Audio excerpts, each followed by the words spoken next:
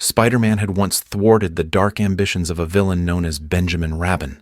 Rabin's goal was to merge his being with the mighty Mayan deity Web.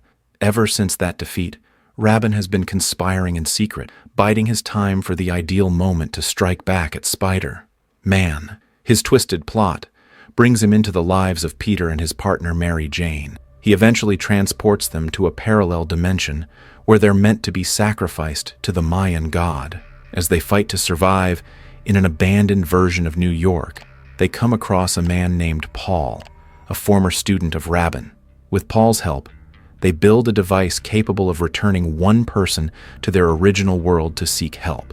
But before they can send Mary Jane, Webb attacks them. In an act of bravery, Mary Jane uses the device to save Peter, leaving herself behind with Paul in the other realm. Paul would later become her new romantic interest. Though Mary Jane managed to send Peter back to their dimension, he ends up crashing in Pennsylvania, causing significant destruction. Now it's Mary Jane who needs rescuing.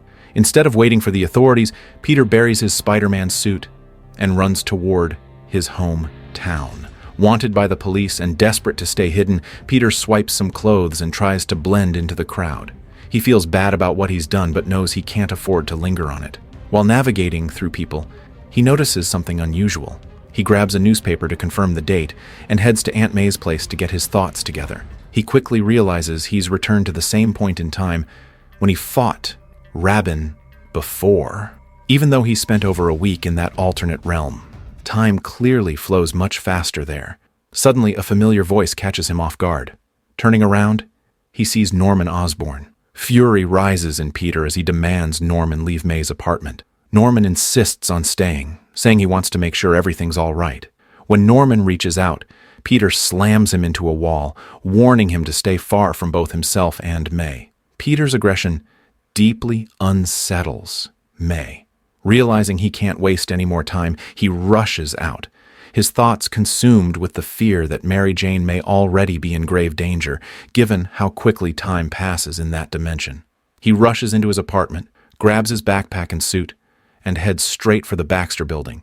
He's hoping to get assistance from the Fantastic Four, specifically their leader, Reed Richards. But just before he reaches the entrance, he's intercepted by the Human Torch and the Thing.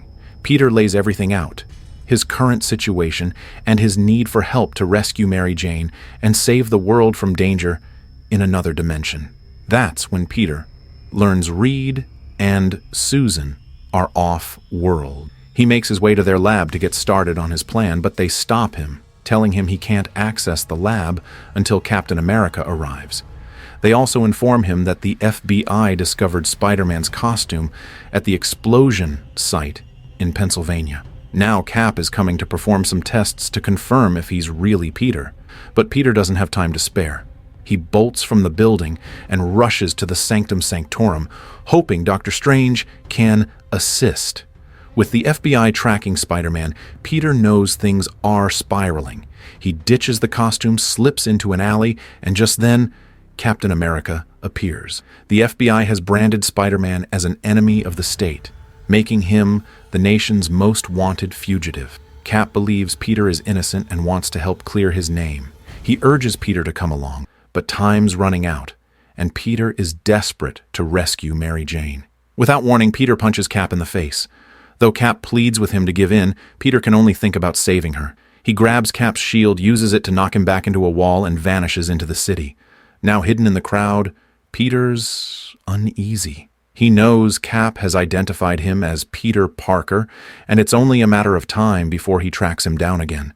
Suddenly, Peter remembers a place where he might be safe. He breaks into a familiar building to find a man who might offer help. None other than Norman Osborn. Don't forget to like this video and subscribe to my channel. It's mean a lot to me.